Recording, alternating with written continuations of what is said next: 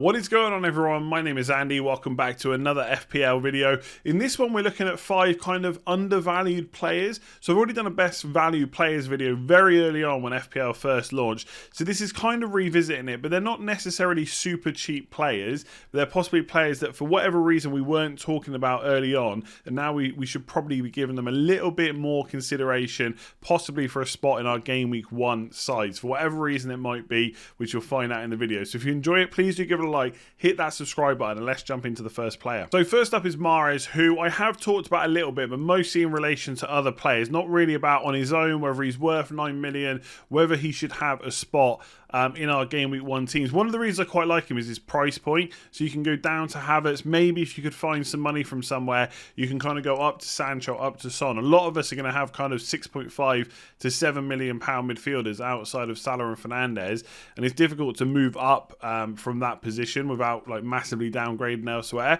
So he's a really nice price. Obviously, like most Man City players, the prices are kind of reduced for a long time because they just don't get the minutes that you'd want from a player. They're not nailed on. They don't play pretty much every single game they're available, like a Salah or a Fernandes or whoever it might be, and that's why he's priced at 9 million and not kind of 10 or 11 like obviously Raheem Sterling. You got 12 for Kevin De Bruyne as well, but he is a player that on his day can perform just like those players in terms of explosiveness, getting goals, getting assists. So he was able to get 17 returns last year, and he played around 2,000 minutes. So obviously straight away that's like a an alarm going off in my head. Will say, well, you only played 2,000 minutes. That is part of the problem, but I do think there's a chance that he gets a little bit of an extended run at the start of the season. So he played 9 of the first 11 games last season. Now, just because he did that last season obviously doesn't mean it's definitely going to happen this year, but one of the benefits he has, he's already in pre-season training. That's going to be one of the kind of themes, especially with the next player we're going to talk about. They're already in pre-season training. They have been since the start. They're getting a good lot of minutes under their belt. They're going to be fit for Gameweek 1. And I know there's all this talk about Grealish coming in, but from what Sam Lee said, who's a really good journalist covering Man City, he posted on The Athletic, he writes for The Athletic, the Pep Guardiola sees Grealish as a number 8, not necessarily as someone that's competing for one of the left or right hand wing spots. Obviously for Villa he mostly played on the left, sometimes as a number 10, but if Pep Guardiola sees him as number 8, there's not a huge amount of competition for that right side from Mahrez, and there isn't a huge amount of competition from players that are already playing in pre-season. Now obviously time recording this like it's the 1st of August, it's going to go out in a few days time. Hopefully there's no major injuries by the time it goes out, but obviously players are going to start coming back into the team from the Euros, they're going to come back into pre-season training and start to get minutes. But we know how much Pep favours players when they're just playing at a level above or they have a fitness level above. We've seen it with Bernardo Silva before as well, getting an extended run in the team near the start of the season. Mahrez did it last year. Fixtures wise, really quickly, the Norwich fixture is the one that stands out realistically. It is a pretty difficult fixture run for Man City. I think you have to be the type of FPL manager that can hold your nerve. So if you go for Mahrez and maybe he gets reduced minutes in one of these games, maybe if it's Norwich, you've got to just be prepared to accept that essentially. But I could see him getting 4 or 5 starts in these first 6. You just have to hope that 2 of them are Norwich or Southampton. So it depends what kind of manager you are. He can be explosive. He can get those kind of 2-3 returns in a single match. And I think given his fitness and his pre-season minutes he's had already, he'll be in from the start. It's just that when do you get rid of him point, because there will come a point where he gets rotated just like everyone else, but I'm not convinced it's within the first 5 weeks. So let's talk about Fantrax. So I spoke about in a previous video how I was looking to fill a league, which I've done now. I picked some of you at random to come and join me, and we've done the draft now. So I thought I'd talk through how it kind of works, that you can go and create your own, play with your friends, play with your colleagues. There's a link in the description below. You can get signed up completely free of charge, and then you can set leagues up for free as well and start playing. So this is the draft screen that you can see, right? So one of the fun things about draft is the draft night. So we were chatting a lot, as you can see in the box at the bottom, as the draft was going. One of the things that I saw in there a lot was I was just about to pick that player, right? So that was a bit frustrating if you were about to pick someone, but it just meant that you had to have a backup. So that was really cool. And basically, you can use these filters to look at different players as you go. So if I went for forwards and then defenders, right? So I left the midfielders to late, which is why I've got like Fraser, Lucas Moura, Trossard, etc. But I was constantly looking at the midfield list to seeing who's left, and sometimes scrolling for different teams as well. So especially for defenders, I was often looking for, okay, so we're looking at defenders. Are there any Man City defenders left? Are there any Chelsea defenders left, etc.? So I wanted to back the best teams for the whole season. And sometimes you'll make a pick that you wouldn't necessarily do in FPL, either because of the scoring system, because it's so in-depth, it can be fully customizable, but also like Paul Pogba. Okay, I don't want him in my FPL team, but in this, he's a great squad player that if he's getting a good run in the team, if he's playing well, I'll just put him in. If not, I've got a strong defence and a strong forward line, I can just bench him, right? One of the things I would recommend doing, you can scroll through and look for everyone's teams, but if you click the little magnifying glass, it will show you everyone's team. Now, it will cut some off from the side because of the way I'm recording this to show you, but basically this is a much easier way to see who people are picking. And also, if they're all picking midfielders, then you know you've probably got free reign at some of the other spots as well, so you could possibly leave them and just concentrate your picks on midfielders, etc. So it's a really cool layout, really easy to use. The one thing I would say is a few tips I picked up: make a list beforehand, because you will need a priority order and people will take your pick, so you'll need to know, or need to have a backup basically, and definitely have a backup for each round. If you're about to pick someone and it gets taken, you need to know who your backup is, right? Lots of midfielders are listed as forwards, so the likes of Greenwood, etc. are going to be forwards. You need to keep an eye on that. Maybe make a list before the draft starts. There's no cost, so for example in FPL I would definitely go for Sofal over Cresswell to save money. In this, if Cresswell's available, I'm taking him. He's on set pieces, right? So you don't necessarily need to go for the value picks, and obviously I would say with more draft members the picks obviously go a bit quicker, the main picks. So if you wanted to make it a little easier, you could go for 6 to 8 people, but we did it with 12 and it worked pretty well, so I was quite happy with it. And then basically this is what you get afterwards. This is the standings. Obviously that will go up, you know, our points and stuff will go up once the season gets started. You can go on your team roster. So this is my team, but I can look at anyone else's team that I want and offer to make a trade and stuff and things like that. So it's really fun, really easy to use. There's a few different player picks than you would use in FPL. No template or anything like that. So make sure you give it a go. Link in the description. Start setting up your own draft leagues with your friends. So Mason Greenwood is someone that I've not massively considered up until this point, where right now I think I'd maybe put him slightly ahead of Jota. And again, a lot of it comes down to the same reasons as Riyad Mahrez. Mason Greenwood's already in pre-season training. He's already getting plenty of minutes under his belt in pre-season games. I would say that probably Man City and Man United together, they haven't got many of their first 11. Now with Man United it's a little bit different because they obviously have a very obvious first 11, whereas Man City can afford to rotate a little bit more. But neither side has really got a huge amount of first 11 players playing, especially Man United, which is something to think about. But the things going in Mason Greenwood's favour since kind of the season started and before I started thinking about him for our drafts is Sancho's now signed, but obviously he can play right or left. So it's not a case of Sancho comes in, he gets that right spot, Mason Greenwood never plays again. He can play left or right. Martial is still not back, I don't think, again, at the time recording, training with the first team, let alone getting pre-season minutes, like actually playing some matches. So he's not really an issue, and he could be the player that plays in the striker role when Cavani's not available, or when he's not fit enough, or when he needs a rest, or whatever it might be. So Martial's not really a problem either.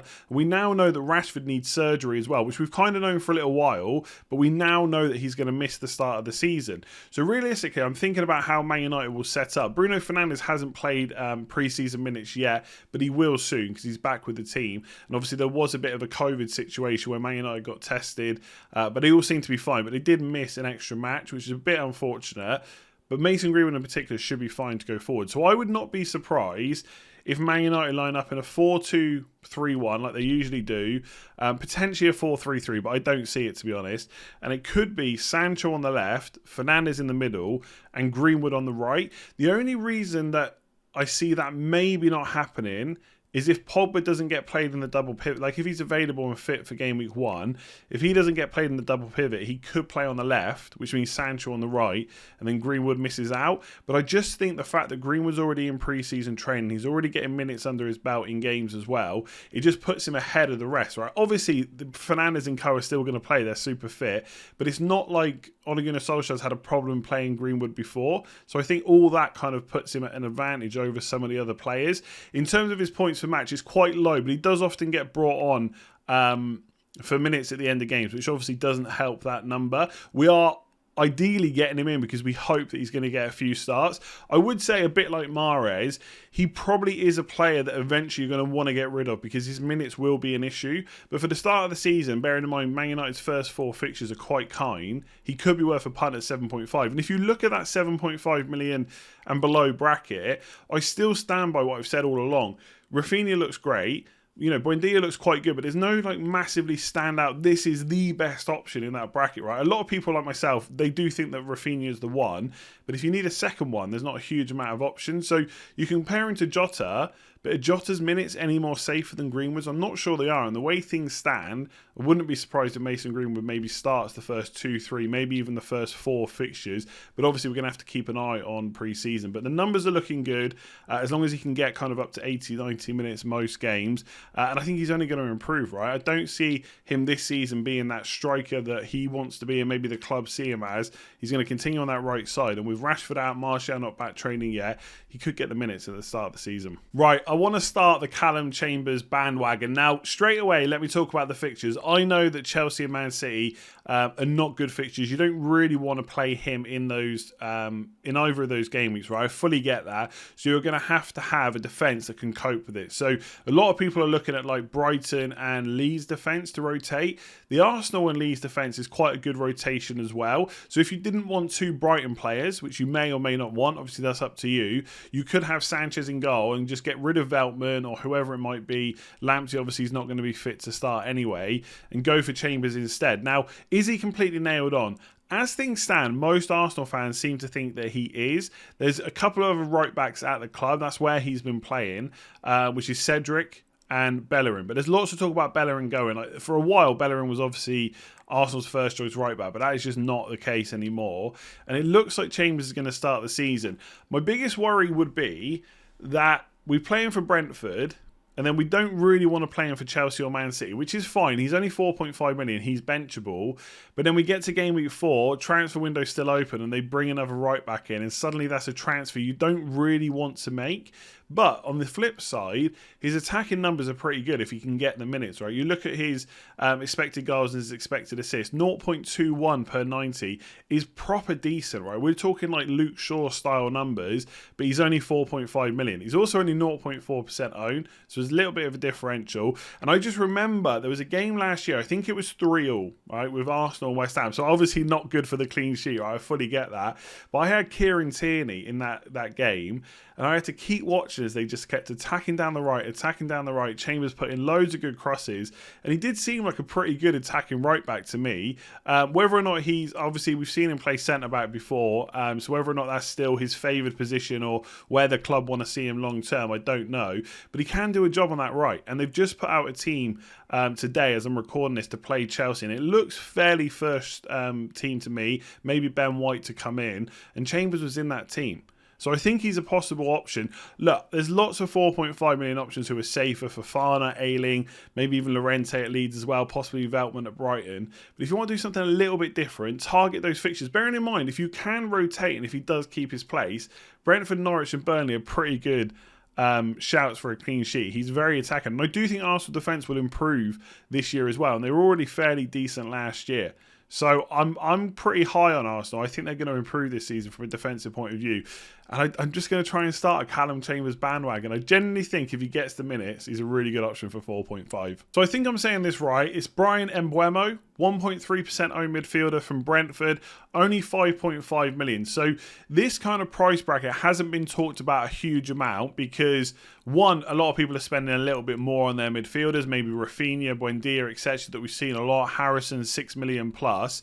But also, I think those that have spent 5.5 million have probably just gone for Smith Rowe at Arsenal, which is fine. I do think that Mbuemo could offer a little bit more, especially when it comes to goal threat. Obviously, he is playing in a newly promoted side, so that's going to make things difficult. The numbers you see on screen. So what I've done is expected goals, expected assists. For everyone else is from the Premier League season last year.